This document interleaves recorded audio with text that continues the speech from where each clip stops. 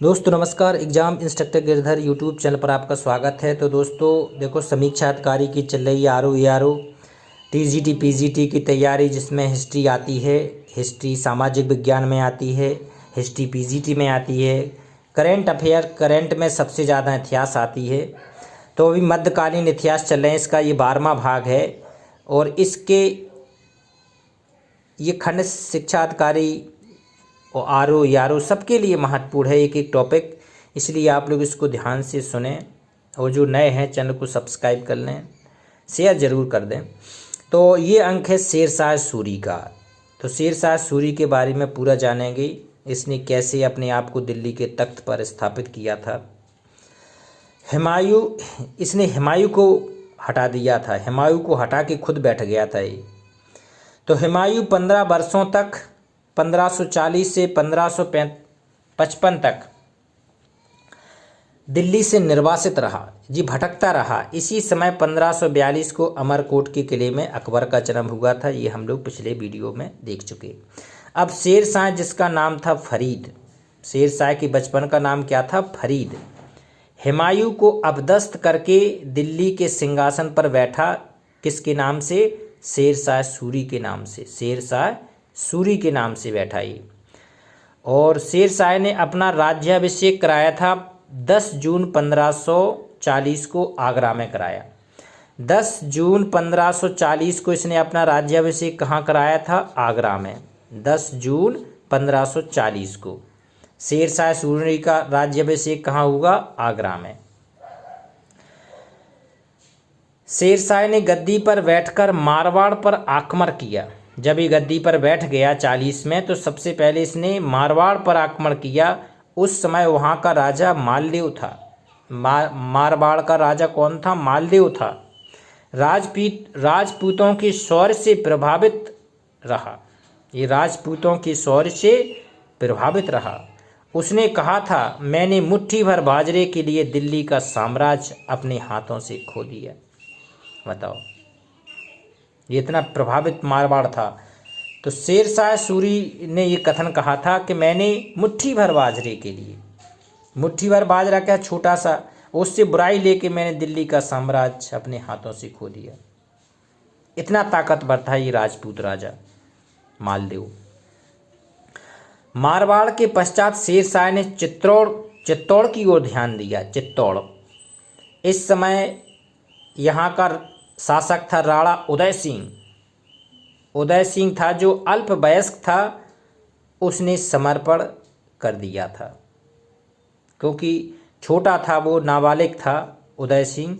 तो उसने देखा कि इतनी बड़ी सेना से हम कैसे लड़ेंगे, तो उसने आत्मसमर्पण कर दिया था राणा उदय सिंह ने। 22 मई 1545 को शेरशाह ने कालिंजर पर अभियान किया। कालिंजर, देखो ये उसकी बदकिस्मत लेके आया कालिंजर का अभियान। ये डेट थी 22 मई 1545 को। कालिंजर का शासक कौन था? कीरत सिंह था। ये चंदेल वंशी था, कीरत सिंह। ये लिखते जाना सब, कीरत सिंह। बारूद का एक गोला किले की दीवार से टकराकर शेरशाह के ऊपर गिरा, बुरी तरह से घायल हो गया। जब शेरशाह के ऊपर गिरा तो ये बुरी तरह से घायल हो गया। उसने कहा कि मेरे जीवित रहते दुर्ग को विजिट करो। घायल होने के बाद भी उसने पता था कि मैं मर जाऊंगा, इतना भयंकर था आग, लेकिन वो जीवित होकर देखना चाहता था कि मैंने जीत लिया है। तो उसने कहा कि मेरे जीवित रहते दुर्ग को विजिट करो। अफगानों ने शाम तक किले पर अधिकार कर लिया।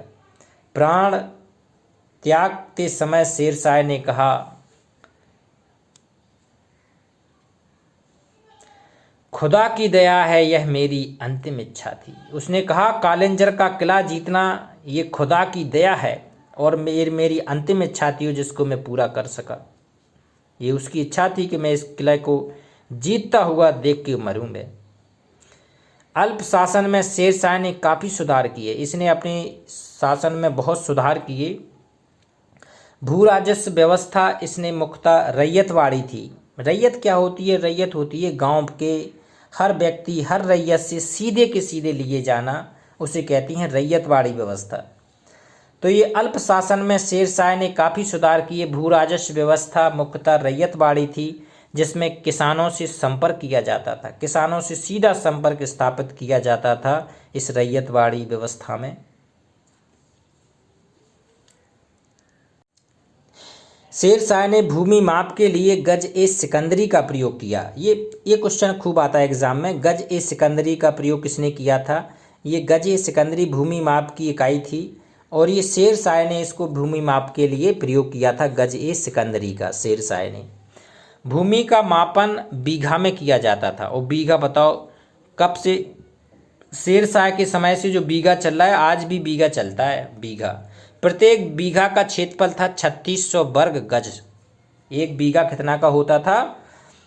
3600 वर्ग गज था एक बीघा। शेरशाह के समय चांदी के रुपए तथा तांबे के दाम का विनिमय अनुपात कितना था? ये एग्जाम में आता है। शेरशाह के समय में क्या चांदी का रुपया चलाया गया था और तांबे का दाम चलाया गया था? ये दोनों चलन में थे, चांदी का रुपया और तांबे का दाम। ये विनिमय का अनुपात इसमें था 1/64। 1/64 अनुपात था इसमें। चांदी का रुपया सर्वप्रथम शेरशाह ने जारी किया था, जिसका वजन था 180 ग्राम था।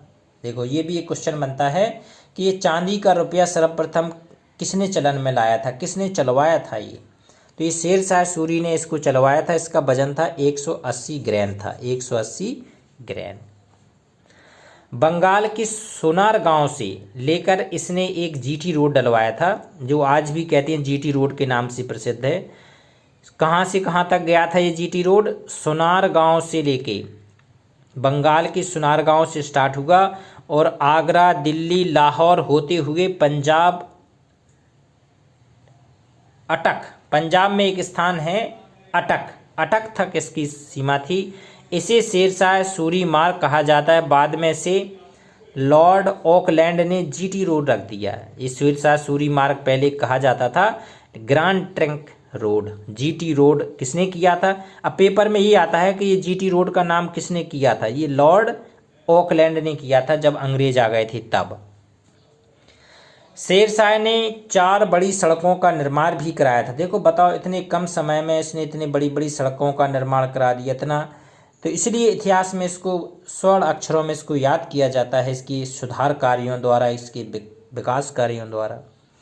शेरशाह ने 4 बड़ी सड़कों का निर्माण कराया। सड़कों के किनारे प्रत्येक 4 मील की दूरी पर यात्रियों के ठहरने के लिए सराय होती हैं, धर्मशालाएं।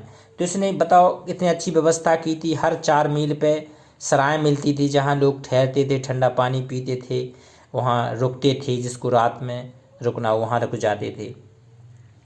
तो ये बहुत अच्छी बात कराई थी इसने। सड़कें बनाई, फिर उस रहने के लिए सराय बनवाई।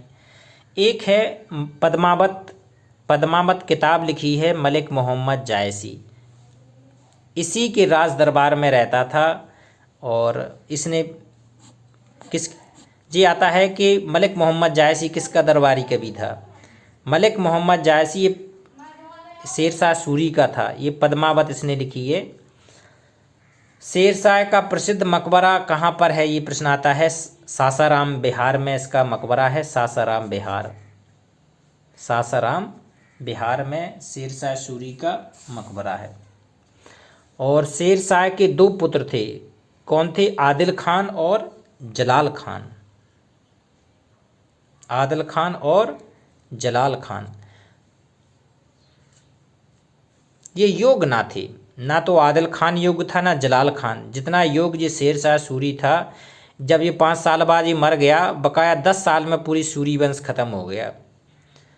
2 पुत्र योग्य ना थे, इसी तरह ये वंश 10 वर्ष तक चला और 10 वर्ष के बाद ये खत्म हो गया। हुमायूं ने दोबारा तैयारी की। जब उसने देखा कि शेरशाह सूरी मर गया है, उसके 2 नालायक बेटे शासन कर रहे हैं, तो हुमायूं ने दोबारा तैयारी करके दोबारा आक्रमण किया 12 मई 1555 को। कौन सा युद्ध कहते हैं इसको? मच्छीवाड़ा की युद्ध में। सिकंदर शाह सूर था उस समय उसका शासक, की सेना नायक थी तातार खान को हराया। तातार खान हार गया। और दूसरा युद्ध हुआ 22 जून 1555 को, सरहिंद का युद्ध। सरहिंद के युद्ध में हुमायूं ने सिकंदर शाह सूर को पराजित किया। ये दोनों युद्ध में पराजित करने के बाद अब जिस सिकंदर भाग के कहाँ चला गया था, शिवालिक की पहाड़ियों में भाग गया, वहाँ से बंगाल चला गया, वहीं बंगाल में वो मर गया। हुमायूं दोबारा बैठा था 23 जुलाई 1555 को दिल्ली में इसका राज्याभिषेक हुआ। दोबारा इसने सिंहासन प्राप्त किया दिल्ली का, लेकिन ये भी बदकिस्मत रहा शेरशाह सूरी की तरह। बदकिस्मत क्या से रहा कि 20 जनवरी 1556 को पुस्तकालय की सीढ़ी से गिरकर हुमायूं की मृत्यु हो गई। 20 जनवरी 1556 को पुस्तकालय की सीढ़ी से गिरकर कौन मर गया? हुमायूं मर गया। एक लैंड पूल हुआ है विद्वान, उसने कहा है कि हुमायूं जीवन भर लड़खड़ाता रहा और लड़खड़ाती हुई उसकी मृत्यु हो गई। ये कथन किसने कहा था? ये लैंड पूल ने कहा था। तो इस प्रकार से हुमायूं हो गया। अगला नेक्स्ट वीडियो जो आएगा वो आएगा अकबर। अकबर का बहुत बढ़िया टॉपिक है, बहुत बढ़िया इसके क्वेश्चन भी बनते हैं। तो आप लोग लिखते जाएं, शेयर भी करते जाएं। जो नए हैं वो चैनल को सब्सक्राइब कर लें। नमस्कार।